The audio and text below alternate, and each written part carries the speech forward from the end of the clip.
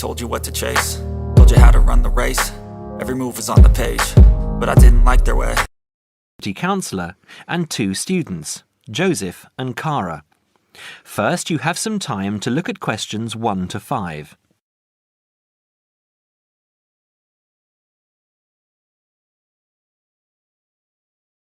Now we shall begin. You should answer the questions as you listen because you will not hear the recording a second time. Listen carefully and answer questions 1 to 5. Hi Joseph, how are you today? Fine, thanks. And Cara, how are you? Good. As we discussed on the phone earlier, I wanted to speak with both of you about the subjects you have chosen to study and how you are managing your time. Okay? Yes. I think so. Okay, so I'll start with Cara. You've been here for how many months now? I've been here for 6 months. How are you finding it? It's good. I'm enjoying the course. And what about life outside? Are you making friends and socializing? Not really. People here are quite closed. They don't talk to you. I see. So, what do you do after classes? I usually go home and study, and I might go out for a walk, but never really with anyone. Sometimes my roommate Louisa comes with me, but she always seems to be busy. How is this affecting your schoolwork? I don't think it is, but I miss home. Cara, what I suggest for now is that you look into joining one of the social clubs on campus. There are a variety of them. You can go camping, skiing, snorkeling, painting, dancing, reading, horse riding, rowing. There's a list on the school website. Have a look and work out which one you're interested in and which suits your timetable. You'll meet friends that way and people who have the same career interests as you. As for the subjects you've chosen for a career in microbiology, I think you should look into dropping one of your subjects and picking it up again next year as a minor. You have a lot on your plate, and this will just cause great pressure. It doesn't mean that you aren't coping, but you're doing about 10 hours more than the average student a week. Think about it, and we can make another appointment to discuss it. When are you free? I have an hour free usually on Wednesdays at 11:30. Okay, good. Come to my office at 11:45 and wait in reception. Okay? Okay, I'll see you then. Before you hear the rest of the conversation, you have some time to look at questions 6 to 10.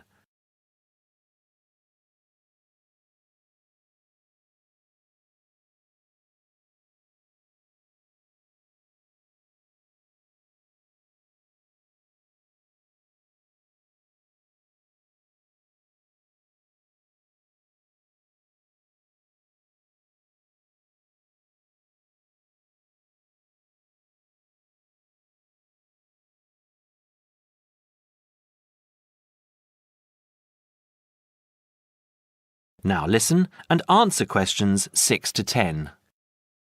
Joseph, how are you finding the university? I love it. It's very different from home. Life here is very much focused on study and also socializing through sport.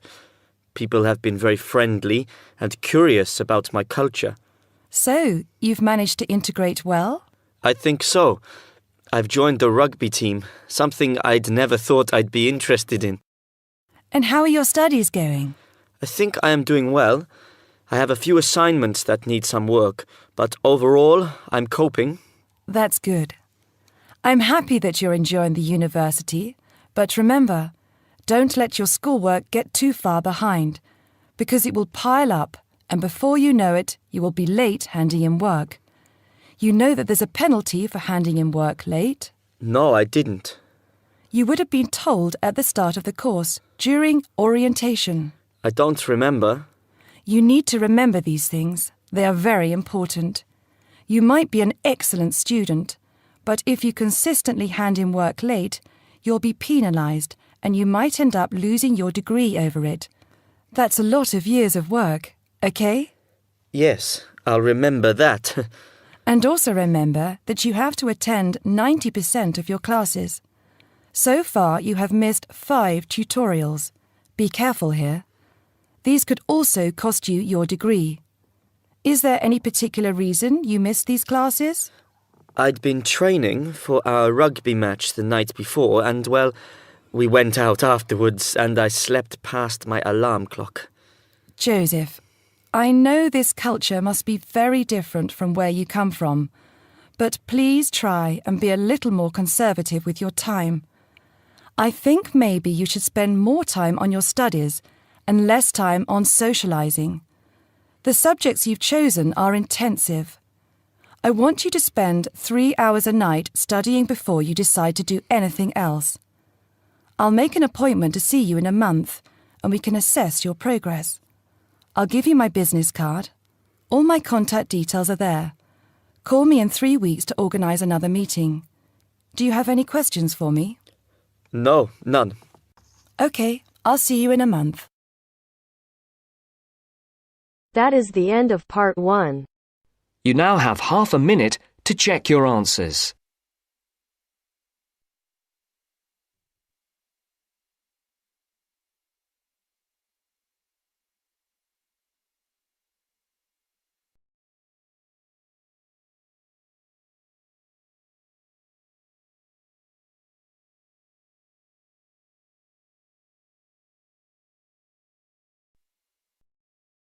Now turns to part 2. Part 2. You'll hear a man talking about living and working on Trinidad. First, you have some time to look at questions 11 to 15.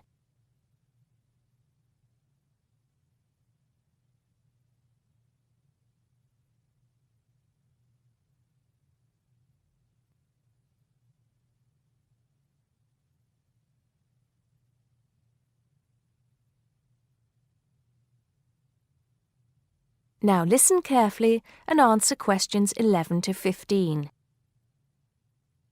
Hi, I'm Steve Pinfold, and I'm here today to tell you about my gap year, which I took about 20 years ago. Unlike many students these days who go travelling or get some work experience between school and university, I decided to do something completely different after finishing my degree. I applied to work for a charity organisation. What it does is it sends people with particular skills to countries where those skills are needed. Apart from having some experience teaching English to summer school students, I didn't have any particularly useful skills, I thought, but luckily I was still accepted. I had to find the money for the flight, but you get free accommodation. I stayed with a family of 5.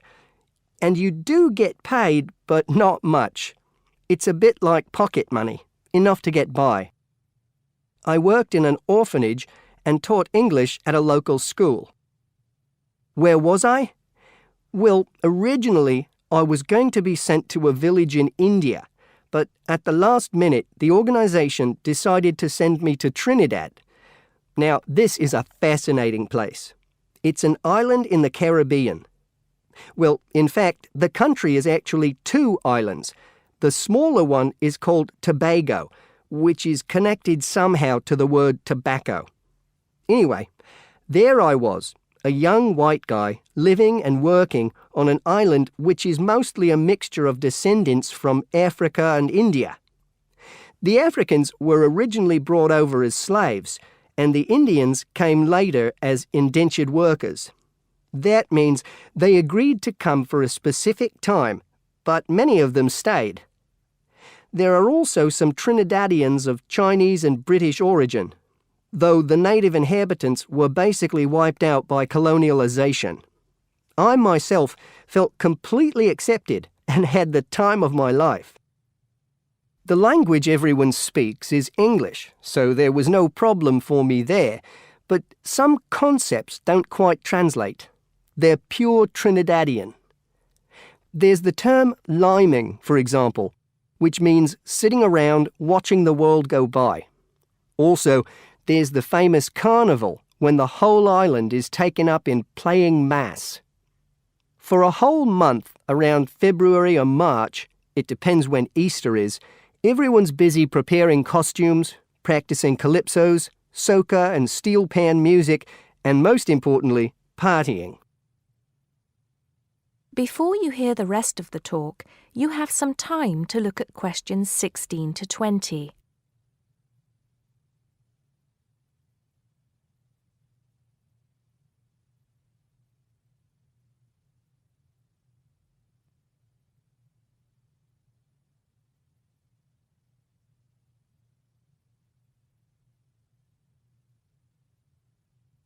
Now listen and answer questions 16 to 20. When the actual official carnival starts, it's days of 24-hour dancing in the streets. In Trinidad, it's called whining. You've probably seen this sort of thing on TV, in the more famous carnival in Rio, or even at the Notting Hill Carnival in London. Many people join bands, each one of which has a theme. For example, the Sea or Jungle Fever, and they have costumes designed and made to go with the theme. These can cost $1,000 for the king and queen of each band. They're incredible. The whole city is a non-stop party zone, full of colour and sound. It's serious too. The bands are in competition and the winner gets $1 million. Sorry, I got a bit carried away with those memories. Back to my real job there. The orphanage was called St. Augustine's, and that's also the name of the place where it was, St. Augustine, a town just outside the capital city, Port of Spain. I didn't have any particular job description, just to be with the children and tell stories, sing songs and play games. Oh, and we also went camping in the jungle once. I could tell you a few stories about that particular escapade. Every time I arrived at the gate, kids would come running towards me, shouting, with big smiles on their faces. The younger children seemed fascinated by my blonde hair and loved to touch it as if it was something miraculous. The English teaching I did 2 days a week in a primary school for 6 to 11-year-olds. The kids may have been poor, but they all wore neat and clean uniforms and were so respectful and enthusiastic. I've now been teaching for many years in different countries, and I still think those were the best students I've ever taught. What else did I do while I was there? I swam a lot. Can you imagine what it's like swimming with dolphins and with pelicans diving into the sea right next to you? More seriously, I trained to be a Samaritan. That's someone who listens and supports people who have problems with their lives. Overall, what I took from the experience was a sense of being in another culture, or rather cultures. As humans, we all share many characteristics, but we express ourselves in various ways. In Trinidad, there are lots of different communities and religions, and so many different kinds of festival to see. Hindu, Muslim, Christian, as well as some rather mysterious African traditions. There are quite a few Rastafarians too. Trinidad is, as Americans are fond of saying of their own country, a melting pot where everybody is greeted warmly. Go and see for yourself. I'm not sure how it's changed since I was there, but I'd love to find out. That is the end of part 2. You now have half a minute to check your answers.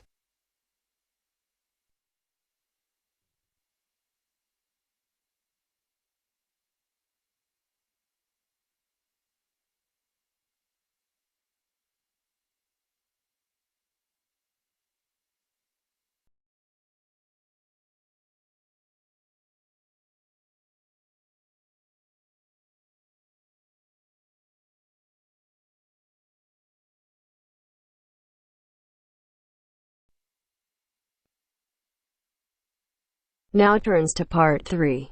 Part 3. You are going to hear a lecture. First, you have some time to look at questions 21 to 25.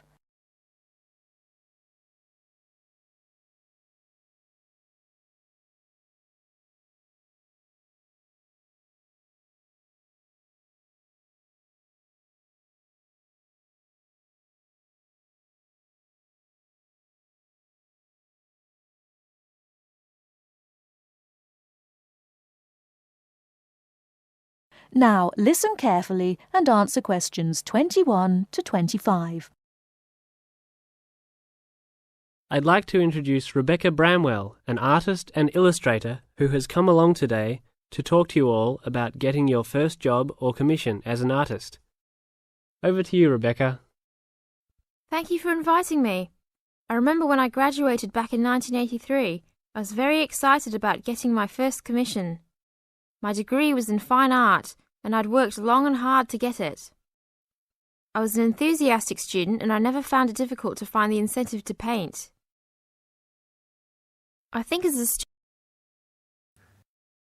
London being settled by the Romans explains their lust for blood. By about AD 200, the administration of Britain was divided in two. York became the capital of Britannia Inferior and London of Britannia Superior.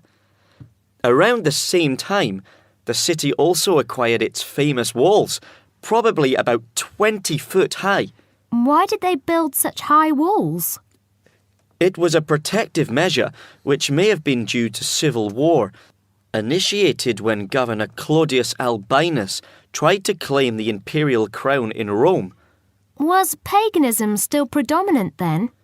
Yes, but Christianity appears to have reached the province at an early date, and only a year after the religion became officially tolerated in the empire. London had its own bishop, Restitutus, who is known to have attended the Imperial Council of Arles. You really delve deep. I think you'll do well on your tutorial paper. Good luck, David. Thanks.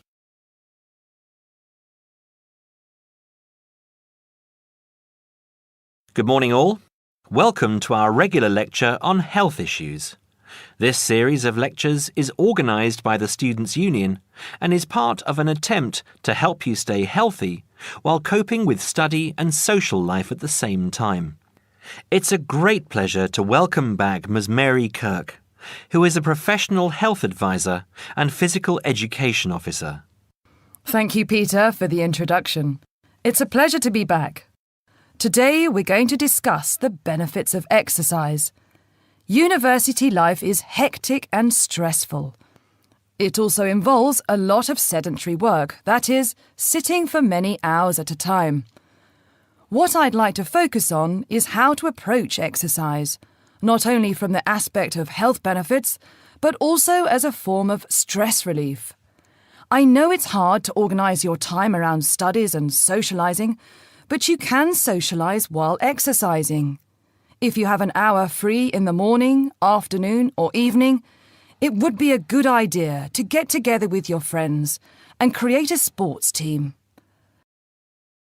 Before you hear the rest of the talk, you have some time to look at questions 26 to 30.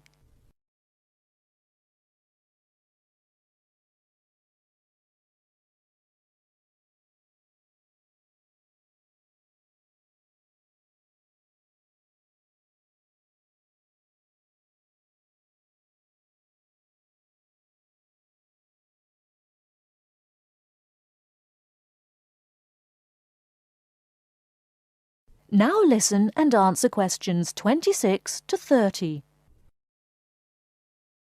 The grounds of the university are ample enough to support every student's need to become active. There are also readily available facilities at your disposal, such as a football field, tennis and badminton courts. There's also a swimming centre, and within that building is a gymnasium with a variety of programs such as aerobics and weight training. If the idea of attending one of these facilities seems daunting, then you can walk along the river. Oh, and that reminds me, the university also offers rowing. If there is a sport that you're interested in that's not on offer, you can approach either your student union representative or speak with Sports Administration Manager, Mr. Lawrence Cavendish. Now, I want to talk about why exercise is beneficial, physically and emotionally. The obvious results are physical. You can keep fit by using muscles that ordinarily don't get used in the classroom. The health benefits are astronomical. You'll live longer, be happier, and look good.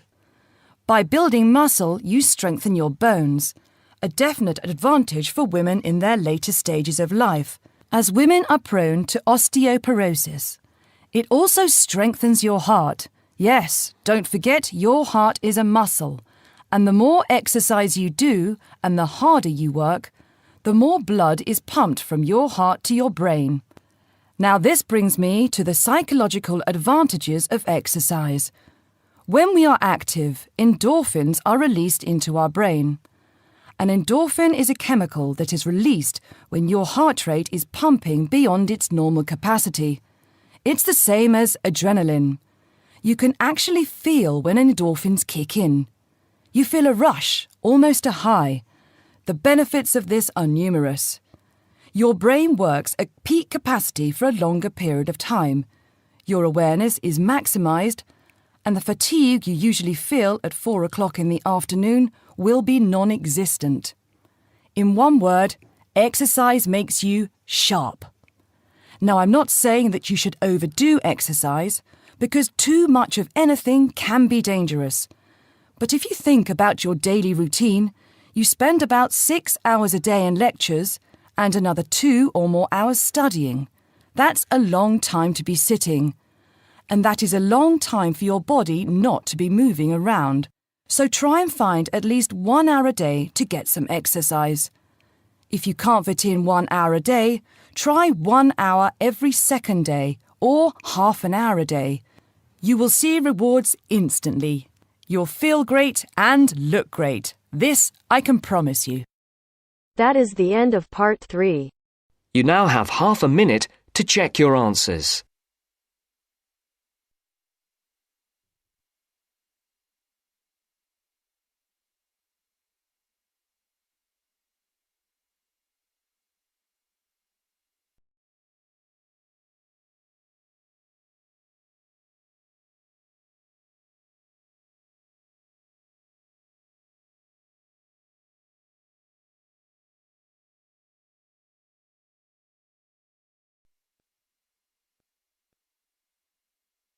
Now turns to part 4. Part 4. You will hear part of a lecture about how adults and babies communicate. You should answer the questions as you listen because you will not hear the recording a second time. First, you have some time to look at questions 31 to 40.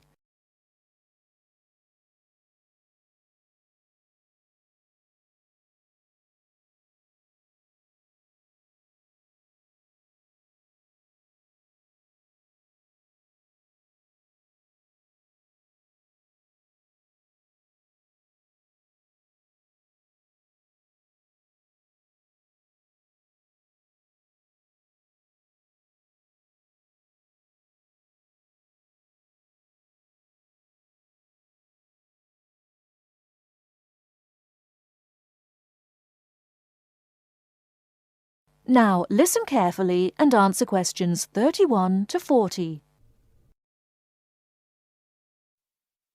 Hi, I'm Emma Bailey, and today I'm going to be talking baby talk.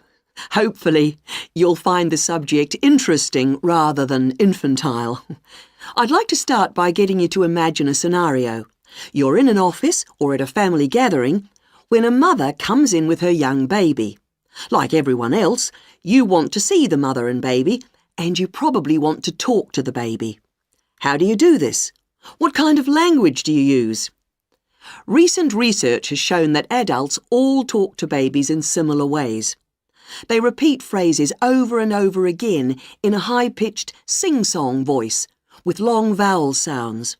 And if they ask questions, they exaggerate their intonation. Researchers have discovered that this kind of language, which they have called motherese, is used by adults all over the world when they talk to babies. And according to a new theory, motherese forms a kind of framework for the development of language in children. This baby talk, so the theory goes, itself originated as a response to another aspect of human evolution, walking upright. In contrast to other primates, humans give birth to babies that are relatively undeveloped. So, Whereas a baby chimpanzee can hold on to its four-legged mother and ride along on her back shortly after birth, helpless human babies have to be held and carried everywhere by their upright mothers. Having to hold on to an infant constantly would have made it more difficult for the mother to gather food. In this situation, researchers suggest, human mothers began putting their babies down beside them while gathering food. To pacify an infant distressed by this separation, the mother would talk to her offspring and continue her search for food. This remote communication system could have marked the start of motherese. As mothers increasingly relied on their voices to control the emotions of their babies and later the actions of their mobile juveniles, words emerged from the jumble of sounds and became conventionalized across human communities, ultimately producing language.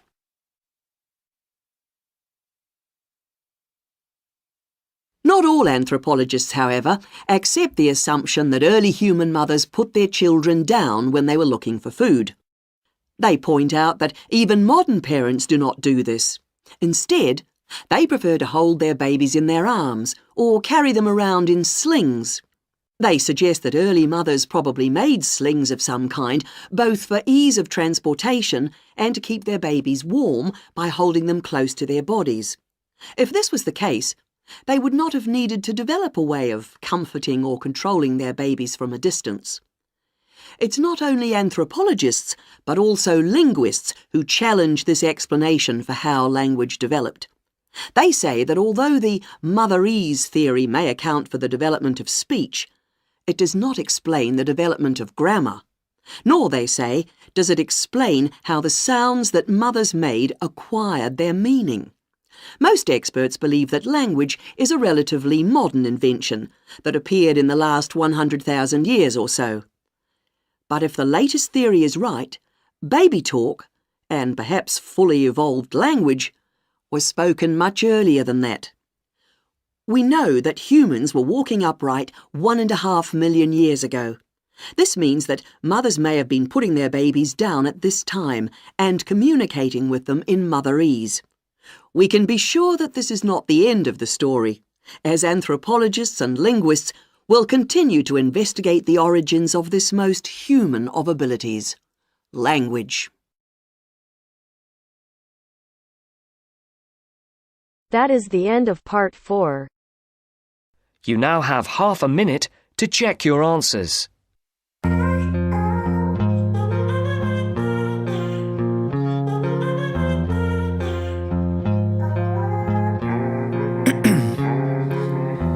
In my veins, I've been driving this train. Years in this lane, there's no stopping this flame. Cause I came to the game and I changed it to play how I like, rearranged it to my own domain. Yeah, I got what it takes, made lots of mistakes, taking shots, skipping breaks, feeling lost, feeling great, popping off, singing straight, never stopped, never changed. All the squad here to play and I've got something to say, yeah. I work hard each and every day, I get lost in the words I say. I don't push pause, no I push play. I won't